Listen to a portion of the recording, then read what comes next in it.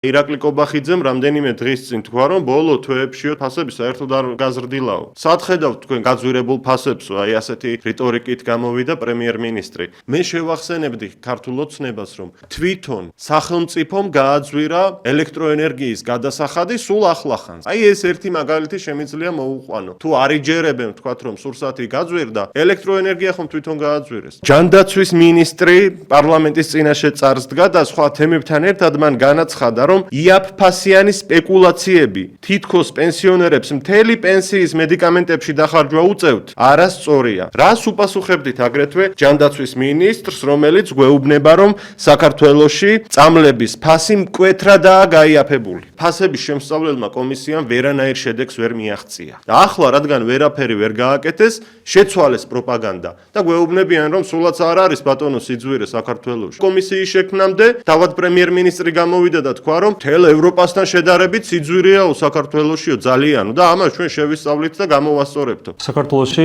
კონკრეტული მარკის ცესუმჯრის ზეთი 34%-ით, მაკარონი 97%-ით, ბრინჯი 180%-ით, კარაქი 30%-ით, ყველი 42%-ით, ხოლო შოკოლადი 57%-ით ძვირია. საჭიროების შემთხვევაში ამისათვის სხვადასხვა ქვეყანაში აპრობირებულ ანტიმონოპოლიურ მექანიზმებსაც გამოიყენებს. ახლა უკვე გუშინ თქვეს საერთოდ ევროპასთან შედარებით დაბალიაო ფასების სახელმწიფო მედია. პირდაპირ მოხდა ევროს ლარებში გადაყვანა, მაგალითად ევროპაში თუ 2 ევრო ღირს კონკრეტული პროდუქტი, ისინი ამბობდნენ, რომ აიო 6 ლარი ღირს ანუო და ჩვენთან კიდევ უფრო იაფი არისო. ხოლო შოკოლადში და ბრინჯში დაინახეს პრობლემა, მეტი არა. და შეგახსენებთ იმას, რომ ევროპაში პენსიები და ხელფასები 10-ჯერ უფრო დიდია, მაგალითად საშუალოდ პენსია ევროპის ქვეყნებში 5000 ლარიდან 5800 ლარამდეა, თუ გადაყვანა უნდათ კურსის პირდაპირ, აი გადავიყვანოთ და ახლა შევადაროთ ქართველი პენსიონერის 370 ლარს ეს.